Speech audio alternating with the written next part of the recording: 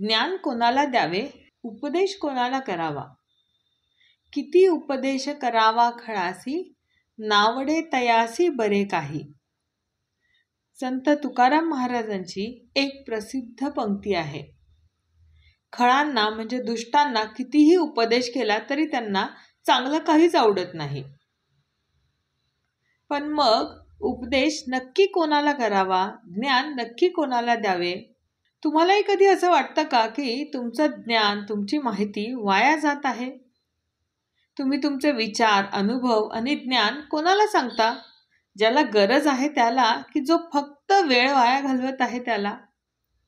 हे प्राचीन सुभाषित आपल्याला सांगते की जर तुम्ही चुकीच्या व्यक्तीला ज्ञान दिले तर तुमचे कष्ट हे जणू काही तुम्ही जंगलात एकट्यानेच रडत आहात इतके व्यर्थ आहेत.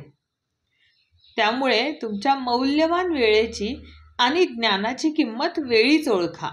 वाच्यम श्रद्धा समेतस्य पृच्छकस्य विशेषतः प्रोक्तम श्रद्धा विहीनाय अरण्यरुदितम भवेत.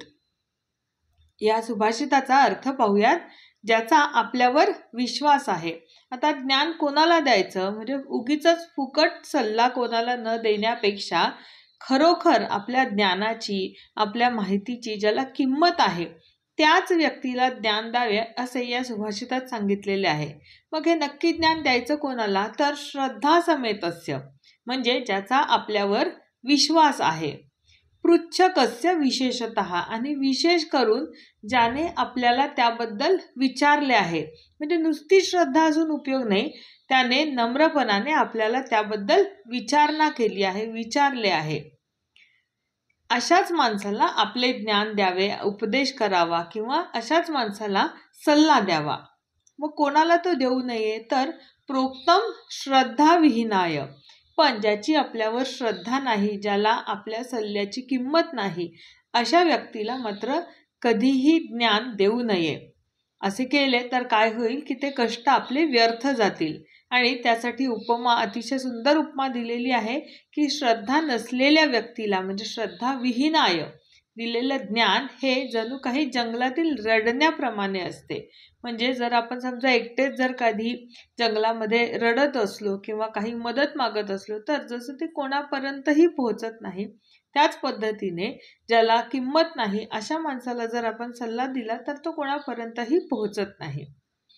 या सुभाषितातून सुभाषितकाराला म्हणायचे आहे की विशेषतः पृच्छकस्य म्हणजे प्रश्न विचारणाऱ्या व्यक्तीलाच ज्ञान द्यावे. म्हणजे कोणालाही ज्ञान देताना दोन महत्त्वाच्या अटी आहेत.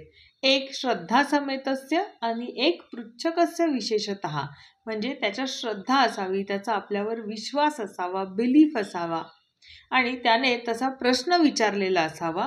म्हणजे त्याच्याकडे क्युरिओसिटी असावी.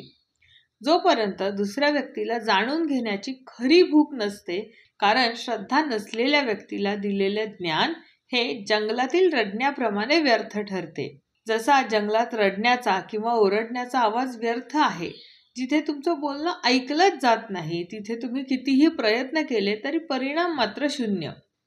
तुम्ही तुमचा मौल्यवान वेळ आणि ऊर्जा अशा व्यक्तींवर कधीही वाया घालवू नका की ज्यांची ते स्वीकारण्याची तयारीच नाही. मित्रांनो, या सुभाषिताचा संदेश अगदी स्पष्ट आहे. सगळ्यात आधी स्वतःची किंमत ओळखा. तुमचा वेळ, तुमचे ज्ञान हे सोने आहे. ते फुकट आणि अपात्र लोकांना कधीही देऊ नका. योग्य श्रोता निवडा. तुमचे ज्ञान अशाच लोकांना द्या जे श्रद्धावान आहेत, ज्यांना खरोखर शिकायचे आहे. आजच ठरवा तुम्ही कोणत्या एका व्यक्तीला सल्ला देणे थांबवणार आहात कारण त्याच्यात श्रद्धा नाही. खाली कमेंट करून आम्हाला नक्की सांगा. हा व्हिडिओ तुम्हाला आवडला असल्यास लाईक करा आणि तुमच्या मित्रांशीही शेअर करा. त्यांनाही त्यांचं ज्ञान वाया घालवण्यापासून थांबवा.